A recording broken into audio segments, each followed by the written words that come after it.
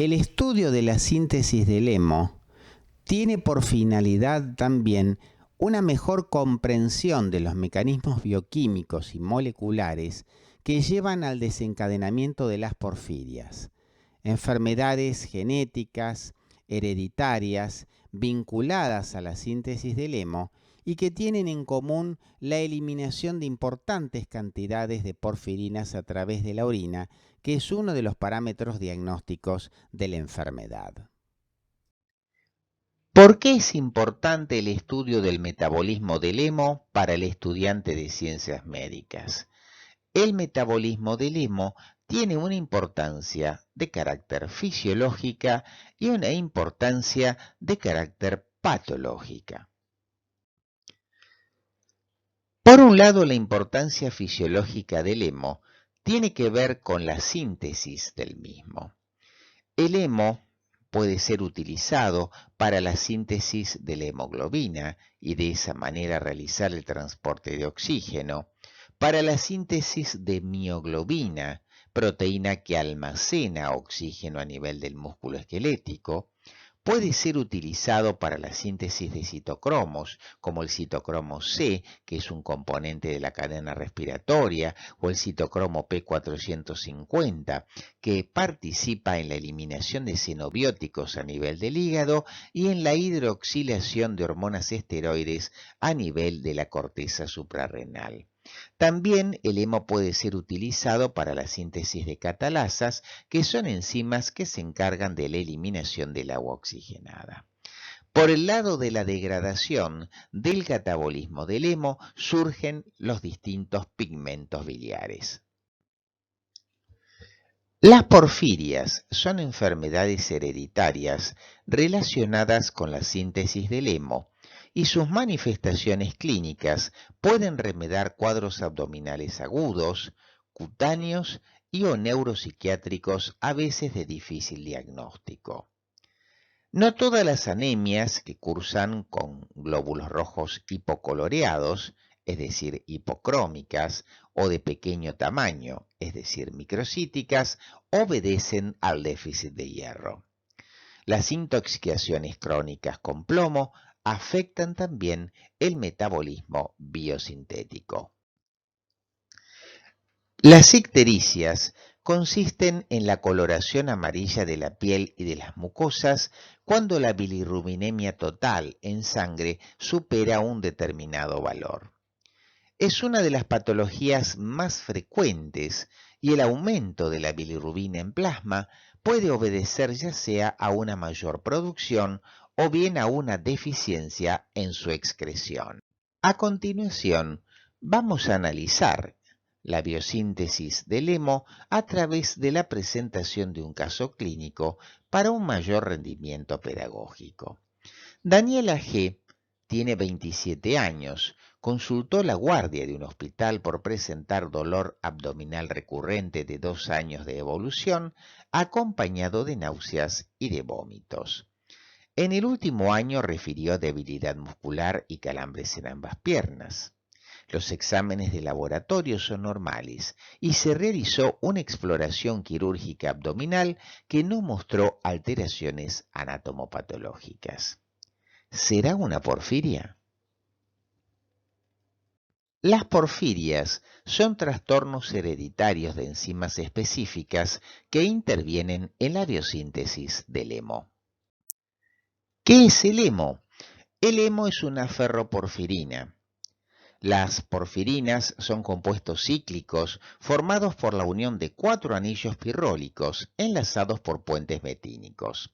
Forman complejos con iones metálicos unidos a átomos de nitrógeno de los anillos correspondientes. El hemo surge de la asociación de la protoporfirina 9 con el hierro.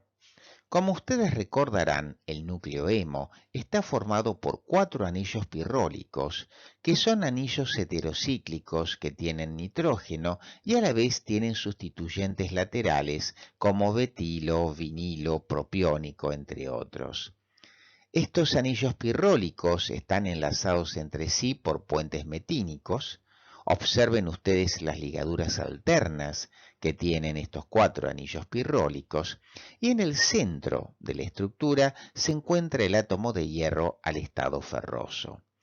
Este átomo de hierro tiene 6 valencias de coordinación, 4 para cada uno de los nitrógenos pirrólicos, la quinta valencia para el aminoácido histidina de posición 146 de la cadena beta de hemoglobina, y finalmente la sexta valencia está ocupada por el oxígeno que ustedes conocen. ¿Cuáles son las propiedades físicas de las porfirinas? Las dobles ligaduras que unen los pirroles causan la absorción, la presencia de color y fluorescencia característica. Tienen un espectro de absorción de luz dentro de los 400 nanómetros e iluminadas con luz ultravioleta en ácidos fuertes o solventes orgánicos, emiten una intensa fluorescencia típica que ustedes pueden apreciar en el caso de porfirias que al ser eliminadas por orina, la misma orina toma una coloración característica. La biosíntesis del hemo ocurre en 4 etapas a saber. En primer lugar, la síntesis del ácido delta-aminolebulínico. En segundo lugar, la síntesis de porfobilinógeno. En tercer lugar, la síntesis de porfirinas. Y finalmente, la adición del hierro. La síntesis del hemo se lleva a cabo a nivel de la médula ósea, el hígado y el vaso. En la mitocondria, el aminoácido glicina reacciona con succinil-CoA proveniente del ciclo de Krebs para formar el ácido delta-aminolebulínico. La reacción es la marcapasos de toda la vía, está catalizada por una delta-ala sintetasa y se utiliza fosfato de piridoxal como cofactor enzimático. El fosfato de piridoxal es la forma activa de la vitamina B6. Posteriormente, el ácido delta-aminolebulínico pasa al citoplasma y 2 moléculas de ácido delta-aminolebulínico forman la molécula de porfobilinógeno. 4 moléculas de porfobilinógeno, a su vez, van a sufrir la desaminación e irán formando los diferentes uroporfirinógenos, tanto el tipo 1 como el tipo 3. El tipo 3, el uroporfirinógeno 3, por ejemplo, se transformará en coproporfirinógeno 3 gracias a la acción de una decarboxilasa.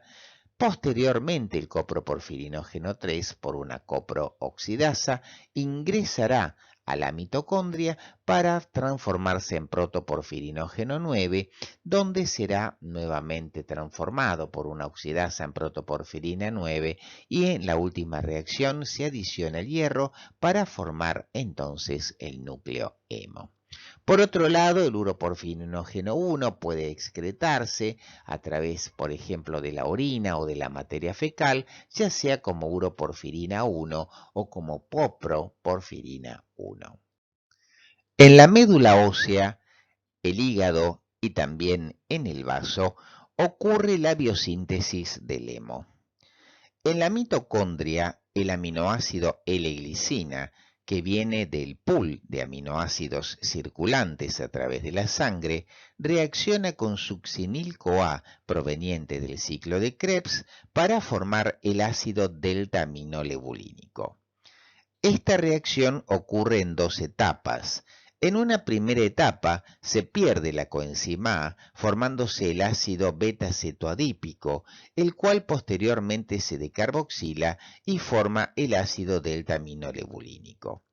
La reacción, como ya dijimos, es mitocondrial, requiere de la participación del fosfato de piridoxal, que es la forma activa de la vitamina B6, y también de magnesio.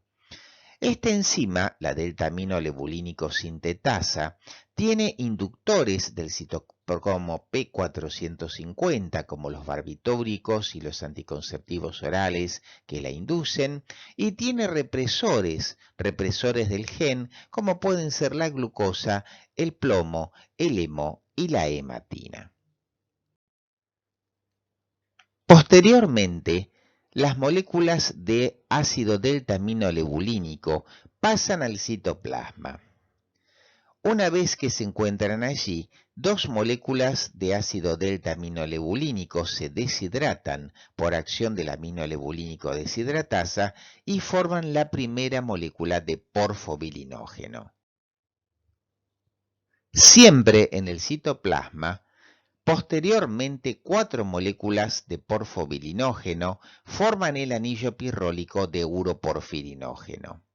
Gracias a la acción combinada del uroporfirinógeno 1 sintetasa y del uroporfirinógeno 3 cosintetasa, tras una desaminación se forman los correspondientes uroporfirinógeno 3 y uroporfirinógeno 1. El uroporfirinógeno 3, por acción de una decarboxilasa, va a formar el coproporfirinógeno 3, el cual ingresará nuevamente a la mitocondria y gracias a la acción de una oxidasa se decarboxilará y perderá 4 hidrógenos para formar el protoporfirinógeno 3.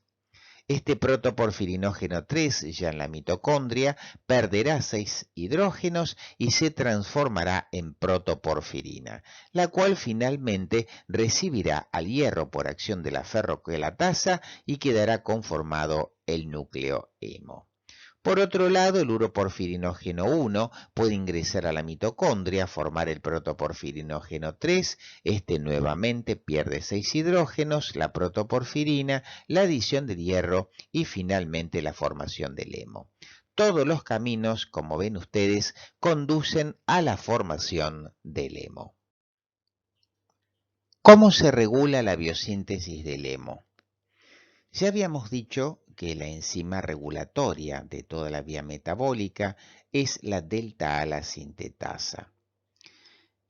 Un gen represor presente en el ADN puede codificar la síntesis de una proteína represora y entonces el hemo, la hematina, la glucosa o incluso el plomo pueden unirse a esa proteína represora formando un complejo que va a inhibir el sitio promotor.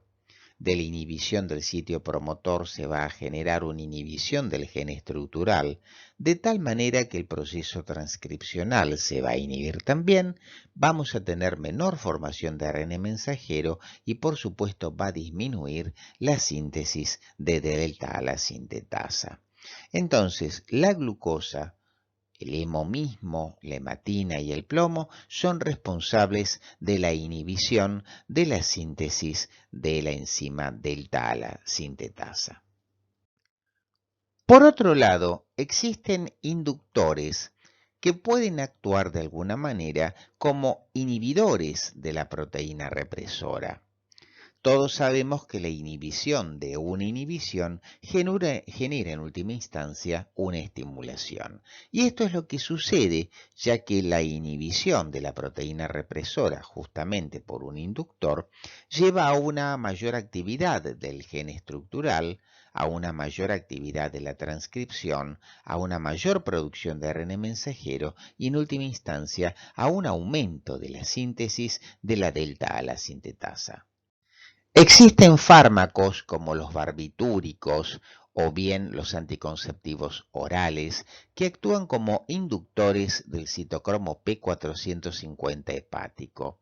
Esto lo que determina es un mayor consumo de hemo y al disminuir las concentraciones intracelulares de hemo, inmediatamente se produce la desrepresión enzimática como una manera de compensar esta reducción en las tasas de hemo intracelular. Es por este motivo que la ingestión de alimentos ricos en glucosa o la administración de hematina, por ejemplo, reprimen a la enzima delta-ala sintetasa, reduciendo la producción de precursores hemínicos nocivos. Se utilizan en el tratamiento de una gran variedad de porfirias.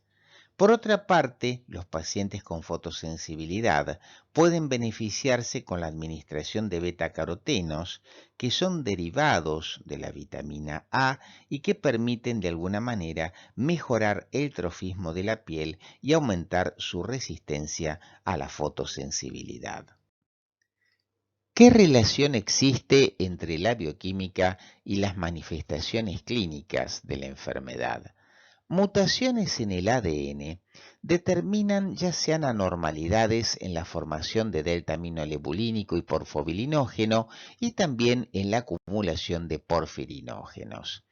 Tanto el delta-ALA como el porfobilinógeno son moléculas totalmente apolares que tienen afinidad por las membranas, sobre todo por las membranas del sistema nervioso central, que son ricas en lípidos, de tal manera que producirán la aparición de signos y síntomas neurológicos y psiquiátricos. Por otro lado, los porfirinógenos son sustancias más solubles que pueden eliminarse a través de la orina, a través de la materia fecal y también pueden acumularse a nivel de la piel, donde por acción de la luz ultravioleta pueden oxidarse hacia porfirinas y estas porfirinas a nivel de la piel producir la liberación de radicales libres que en última instancia producirán las lesiones que tienen que ver con la fotosensibilidad. La acumulación de porfirinas a nivel de la piel, como sucede habitualmente en las porfirias, llevan justamente a una mayor fotosensibilidad que se manifiesta por todo tipo de lesiones, muchas veces ampollosas, muchas veces eritematosas, otras veces ulcerosas, como pueden apreciar ustedes en este caso clínico que estamos analizando. Las coproporfirinas y uroporfirinas tienen interés clínico, ya que en las porfirias se eliminan en grandes cantidades por la orina, dando una coloración característica. En esta paciente se encontraron altos valores de delta-aminolebulínico y porfobilinógeno en la orina. Según en qué tejido esté situada la anomalía que habíamos descrito, las porfirias pueden ser de origen hepático o pueden ser de origen eritropoyético. Dentro de las porfirias hepáticas tenemos el déficit de delta-ALA deshidratasa, la porfiria intermitente aguda, que muchas veces se ha confundido con episodios de apendicitis aguda por los episodios de dolor abdominal, la porfiria cutánea tarda con la hiperpigmentación progresiva de la piel y menos frecuentemente la coproporfiria hereditaria y la porfiria variegata. Algunas de estas porfirias, como por ejemplo la porfiria cutánea tarda, guarda también relación con la infección por el virus de la hepatitis C.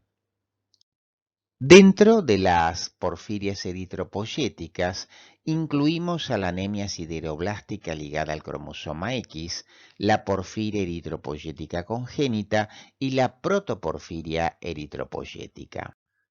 Las porfirias hepáticas dan manifestaciones principalmente neurológicas y viscerales, dolor abdominal, hiperactividad simpática, neuropatía periférica por degeneración axonal, dando compromiso motor proximal. También pueden aparecer síntomas mentales y convulsiones. Por su parte, las porfirias eritropoyéticas típicamente producen fotosensibilidad cutánea. Conociendo cuál es el metabolito que se elimina mayoritariamente a través de la orina, nosotros podemos establecer el tipo de porfiria.